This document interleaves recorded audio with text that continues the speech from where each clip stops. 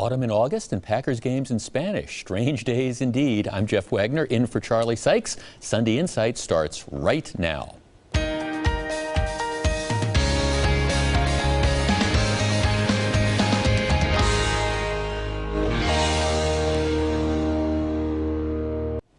Good morning. Welcome to Sunday Insight. In the week that was, it was the lifelong ambition of Oak Creek native Justin Slaby to become a special agent with the FBI. After 3 tours of duty overseas and as an Army Ranger, Justin lost his left hand in a military training accident. Undaunted, he continued to pursue his dream with the support of some current FBI agents. Despite meeting all the physical qualifications, officials bounced him from the FBI Academy. Wednesday, in a huge victory for disabled persons everywhere, a federal court jury ordered him reinstated. The really shameful part, though, is that the FBI chose to discriminate against a veteran in the first place. Also, Ryan Braun is not now the most famous baseball player to be caught cheating. Alex Rodriguez and 12 others were disciplined this week for using banned substances. All players but Rodriguez have agreed to accept their suspension. For his part, Rodriguez says he'll appeal and that he's fighting for his life. Note to Rodriguez, a couple people shot in Milwaukee this week are fighting for their lives. You're fighting for a bunch of money that you believe you're owed under your contract. And the Wisconsin State Fair wraps up a very successful run today. Now, after broadcasting all week from a glass booth at the fair, I do have 2 thoughts. First, gentlemen, there's a reason why God made shirts. And second, ladies and gentlemen, please remember Wagner's rule of life number 4. Just because they make it in your size doesn't mean you should buy it. First this morning, the mean streets of Milwaukee get even meaner. There were 144 non-fatal shootings in Milwaukee this June and July. That's an almost 20% increase from last year. Continuing the trend, there were 19 shootings during the first 5 days of August alone. In response, the mayor and police chief are calling for a new state law that would impose a 3-year mandatory minimum sentence on people illegally possessing firearms. As a crime prevention measure, many observers find this proposal to be ineffective at best and laughable at worst. Still, if the mayor and the police chief don't have the answers, does anyone have any better ideas? Joining me this morning to discuss Milwaukee's most recent wave of violence are the Milwaukee Community Journal's Michael Holt, State Senator Alberta Darling, Milwaukee Alderman Bob Donovan, and State Representative Jim Ott. All right, let's start with you, Alderman Donovan. You have not been a shrinking violet when it comes to this issue. What's going on and what's the answer? Well, Jeff, let me begin by simply saying this. For a long time now, Milwaukee has been a tale of 2 cities. On the one hand, we've got a city of many great neighborhoods, a bustling downtown, lakefront, ethnic festivals. On the other hand, we've got an increasing number of neighborhoods that have become so crime-ridden, so violence-ridden, and so dysfunctional that it is really dragging down the rest of Milwaukee, hurting our reputation, and holding us back from reaching our full potential. Can government do anything about it? Well, it has an important role to play. What's the role of local government? Ask yourself. Keep our streets safe, educate our kids, provide for a strong working infrastructure, pave our roads, and in addition, create an atmosphere as much as possible where you and I can prosper on our own hard work and merits. Last time I checked, we weren't doing too well in any of those categories. We need not look any further than New York City to find out what has worked in the past under Mayor Giuliani and under Commissioner Bill Bratton. We need to implement that strategy right here in Milwaukee. Without the boots on the street, though, you cannot stabilize and make safer these neighborhoods, which first and foremost is so critical. Bob, am I correct that the Milwaukee Police Department remains understaffed? Absolutely, without a doubt, a huge understaffing problem that some of us have been harping on for years. Over 100 officers, right? Absolutely, over 100, 200. Okay. Yeah. State Senator Alberta Darling, this week the police chief and the mayor said, okay, we want the state to pass a new law, 3-year mandatory minimum penalty. You're on board with that. Is that the solution, though? It's one solution. It's one part of it. That's one thing we have to do. And Chief Flynn has a lot of good ideas, and he's our leader in this area of crime, and we should put out what he thinks we need to do. But there are a lot more things, as Bob said. We've got to go after these gangbangers. We've got to make sure they know we're not going to let them rule our streets. We've got to get into education and make sure that these people are getting jobs. Okay, Michael Holt, we hear a lot about, especially in the minority community, we're locking up too many young African-American males. When you start talking about 3-year mandatory minimum terms of incarceration, that's going to effectively lock up a lot of young African-American males. What's the community's response going to be to that? Well, the majority of the community is going to say, get rid of them. We don't care. There is a serious problem with the criminal justice system. You know, Wisconsin, and we only have like 6%, black people make up 6% of the state population. Wisconsin has the highest black incarceration rate in the United States of America, in most of the free world. Something is wrong there. They're throwing away a lot of young black men for trivial drug, 5 ounces or whatever of stuff. We need to really address that. But there's something else that we need to do, and I don't know if just adding on 3 years, because the average criminal is not going to think about, oh, I'll get 3 years for doing this. You know, County Supervisor Russell Stamper is working with other members of the county board to try to come up with some resources so that they could put together citizens patrols. They would train these young folks who can identify with the other young folks, and they would hit the streets. They would hit the doors. You know, they won't be armed, but they could do more than actually the police can do. Jim, one of my concerns is that the state legislature can pass a law. But at the same time, for example, if the district attorney's office decides we're just not going to charge this crime, you don't get anywhere with it. Unquestionably, Jeff, this is a wide-ranging problem. I mean, when you look at the situations in the last few weeks, you know, you've had armed robberies, obviously, drug dealing situations, people just getting into arguments and somebody pulls out a gun.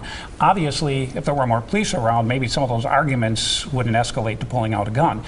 The other thing, though, is you're absolutely right. Our judicial system has to deal with what I would call the low-hanging fruit. People who take part in armed robberies, dangerous people. They should be dealt with according to what the law allows, and I don't think we're always doing that. One other thing that's interesting, there was an article in last Sunday's Journal Sentinel about the results of a massive study, not just for Wisconsin, it was for the entire country and even looking at the rest of the world, saying that global warming was going to cause violence to increase. Now, a couple of things about that. Number one, it has not been very warm in Milwaukee lately. The weather has nothing to do with it. Number two, wouldn't the money that was spent on this study, and I assume it was a lot, be better used looking at our education system, saying how can we encourage young people to get that diploma? How can we get more adult positive mentors in young people's lives? I see there are funds available that are misused. And there's no question, something needs to be done. Okay, what has your glass half full and your glass half empty? Let's go around the table. We'll start with Michael Holt. Well, my glass is half empty because most politicians and experts in the field of criminology, etc., now acknowledge that the so-called war on poverty has not worked. In fact, it's been an abysmal failure. But it's half full because next week, the U.S. Attorney is going to come up with some new plans to deal with drug incarceration and how we can put America back on the right track.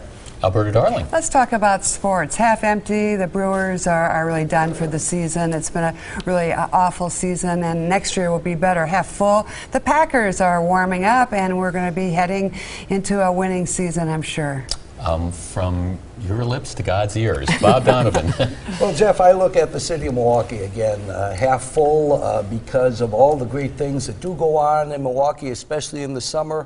Half empty because of the continued challenges that for some reason or another we can't seem to solve. Jim Ott. Let's talk about the weather. Half full because it's been very pleasant around here the last few weeks. Great for all the festivals down at the lakefront. Half empty because summer's rapidly slipping away. Oh, I hate to hear that. Okay, half full and half empty. Half full because I've had a blast broadcasting from the State Fair all week. Half empty because I got to go see my doctor and have my cholesterol checked. It's not going to be a pretty sight. Next on Sunday Insight, did we get our money's worth with the deep tunnel? And as we go to break, a little fun at the White House. President Obama welcomes the University of Connecticut's women's basketball team. They won the NCAA championship. Watch what happens in the photo op. Two of the players give the president the rabbit ears. The president took it in good humor. We'll be right back.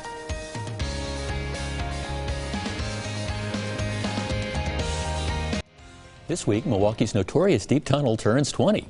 Built at a cost of over $1 billion, the deep tunnel was designed to prevent overflows of sewage into area waterways. At the same time, many people argued that a more effective solution would have been to separate the sanitary sewers from the storm sewers in the city of Milwaukee. Now, Milwaukee officials opposed this at the time because, in part, it would have made it more difficult to spread the cost to the suburbs. Despite the deep tunnel, we still have overflows, although certainly fewer than before the billion-dollar deep tunnel system was built. So 20 years later, has the deep tunnel been a success? Alberta Darling. No, Jeff, it has not been a success. They overpromised that the deep tunnel would be a 100-year flood recovery model. It has not been. You're absolutely right. They did that because they didn't want the city of Milwaukee to pick up the price tag. A lot of the infrastructure still has to be done. A lot of the city of Milwaukee is leaking and seeping. The pilings are breaking and being destroyed. We are in really long-range infrastructure trouble. No, it has not been a good thing. Well, Jim, that's one of the things that concerns me. There's a new state Supreme Court ruling that says MMSD is going to be liable for abatement, and theoretically, the deep tunnel could be ordered to be closed for a year. It could be tens of millions of dollars to line 1 mile stretch with concrete. It could get a lot more expensive before it gets cheaper. Well, you're absolutely right, Jeff. And you know, I think the deep tunnel has certainly helped to clean up our harbor. There's no question about that. But if you ask, is it successful relative to the amount of money we've spent on it, and is the water clean enough? The answer would be no. And certainly you're right. There may be additional expenses coming down the pike. And I've long been an advocate that, you know, we've been looking at this 27 square miles of Milwaukee and Shorewood where the sewers are combined. It's always been looked at as a whole problem.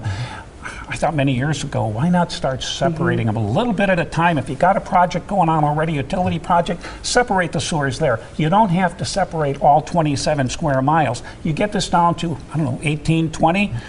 This deep tunnel could handle a lot more. Bob Donovan, did we make a mistake 20 years ago? Well, that depends on who you talk to. Obviously, That's what I'm talking to you. MMSD says it was a huge success, and they've saved, as they claim, $98 billion of waste from going into the lake. So, you know, in some respects, it's been successful, but I think it's safe to say that certainly in the eyes of many residents throughout the community as to what they were originally promised, they've fallen far short. Michael, was the deep tunnel oversold in the beginning? It may have been. There was a political spin put on at the time. But if you actually look at it, there were like over 60 floods a year back when we were entering this, and now there's only 2 to 3. It did what they said it would do. Now, should we separate the sewers? It's an excellent idea, but it's going to cost billions and billions of dollars, and nobody is standing up saying, I'm going to come up with the money. Well, use the streetcar money. See, but I'm not sure that's necessarily the right question to ask, because, yes, it's better now that we've spent $1 billion. The question to me is, would we have been able to better spend that $1 billion by perhaps like separating the sewers? Okay, you may not want to hear it, but we're going to tell it to you anyways. Let's dish out some unsolicited advice. This is always good. Michael Holt. Okay. Let me be very, very careful about this. I like Tom Barrett. We go back a long ways. But during a press conference on crime last week, Tom Barrett says we had to get the guns out of the hands of the criminals on the north and the south side.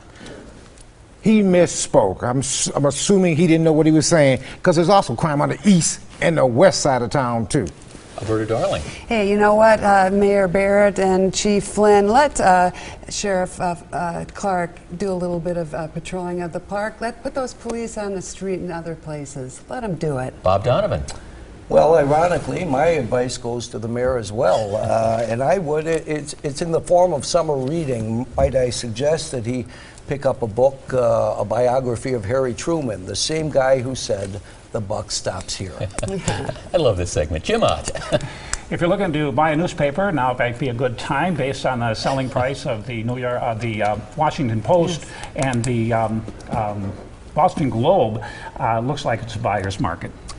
No kidding. Okay, my unsolicited advice, I've got conflicts out the gazoo, but it's to Time Warner Cable. Put today's TMJ4 back on Time Warner Cable before you lose even more viewers permanently. And next on Sunday Insight, what can government or anybody do about the alarming increase in obesity in America's kids?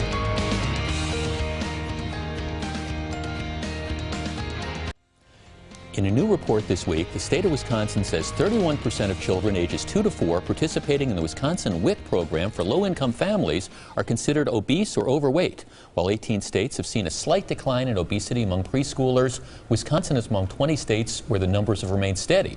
Now, obviously, being obese as a child has a huge impact on people as they age. Still, how far can government go in preventing parents from making poor nutritional choices for their kids? Okay, Michael Holt, what is the role of government in this, if any?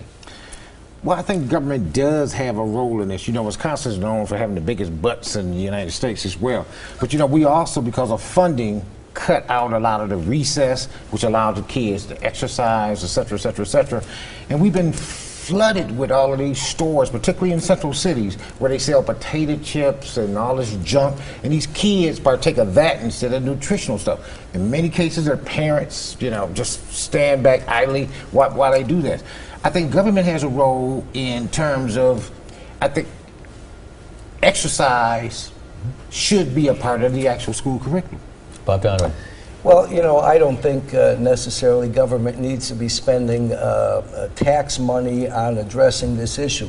Now, does it have a role to play from a bully pulpit standpoint? Yes. And I remember when I was a kid, John Kennedy, President Kennedy, advocated for physical fitness programs and so on. In fact, I think he founded the National Council on Physical Fitness and whatever. So in that sense, I see a role of all leaders throughout our community to advocate for, you know, improvements like that. Okay, Alberta Darling, might this study give sort of maybe some push to the concept that maybe if we're really concerned about low-income children and children from low-income families and their eating habits, maybe we should perhaps restrict the type of things that you can buy with food stamps? Well, I think the legislature has been talking about that, but I don't think that will actually happen. The federal government makes those decisions, but I think it's up to us as parents to take that responsibility. And I think government can help educate people, can help encourage physical education and better food choices, and we can have incentives and disincentives within Medicaid,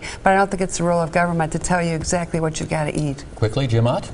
Well, it's hard to say how government can tell you what to eat. And it's a complex problem, Jeff, because there are some children in well-to-do families who are also obese, and for many, both poor and wealthy, that goes away as you get older. It goes away by itself. Certainly, we should encourage better choices in eating and exercise, unquestionably, but encourage and mandate is two different things. I'm with you. Is what they said this week what you heard? Let's go around the table. We start with Michael Holt. Well, what I heard from a dozen politicians and law enforcement folks over last week was we need more money for overtime. We need to get rid of the guns on the street. We need tougher penalties. What I actually heard was we're not going to address the root causes of crime, which is poverty. Alberta Darling. Well, President Obama said that he couldn't let the brain drain go out of Washington so those staffers don't have to take Obamacare. Well, I heard him say Obamacare is a real loser. Bob Donovan. Well, what the mayor said the other day was we need more boots on the street. But what I actually heard, Jeff, was this. We've been hearing it for years, I might add. We don't need more cops. Crime is down, crime is down, crime is down. This is a love fest for Tom Barrett today. Jim Ott. I'll change the subject. What they said in 1960 is Milwaukee has a problem with a combined sewer system. What I heard is over the next 50 years, let's do everything but actually address what the problem is. And what I heard, former Bucks point guard Brandon Jennings, what he said was, hey, I'm going to shoot less with my new team. What I heard was, hey, as soon as I get over half court, you better get ready to rebound, guys, because I'm putting the rock up. Next on Sunday Insight, our panel picks the winners and losers of the week. First, though, here's your morning news update. It's time for our panel to pick the winners and losers of the week. Michael Holt, you're first. Well, the loser is the city of Milwaukee. Since last week, there's been 21 shootings. For the record, none of those perpetrators had a concealed carry permit. Right. Winner, Twitter, the internet company. They've instituted a new policy where you could be thrown off of Twitter if you say something racist, and it's a direct response from a series of racist comments, sexist comments in England, in which they said, some of the subscribers said, they will begin a rape spree if the British government put a woman on their dollar bill. Alberta Darling. My winner is State Fair. What a great run for State Fair. Go today and eat your cream puffs and have a great time. My loser, these gangbangers who think they can shoot it up, bang them up, and nothing's going to happen to them. We are going to pay attention. This can't go on. Bob Donovan. My winners are the beleaguered sports fans of Wisconsin who can finally look forward to the start of football season. And my losers, Jeff, are the the Time Warner cable subscribers because they're losing out on the opportunity to view the high-quality programs like this that appear on TMJ4. Jim Ott. Jeff, there certainly are plenty of problems to choose from, but it's hard not to focus on the increasing violence in Milwaukee over the last few weeks. Maybe the situation is finally getting some needed attention. My winner, I agree, the State Fair. A well-run, great weather, great crowds, great competition for the Blue Ribbons, a great success. And my loser this week is the FBI. Seriously, who thought it was a good idea to discriminate against a disabled veteran who simply wanted a job with the Bureau? My winners are the Wisconsin sports fans. Like Bob says, it's been a long wait, but the pack is finally back. Thanks for joining us for Sunday Insight. Have a great week.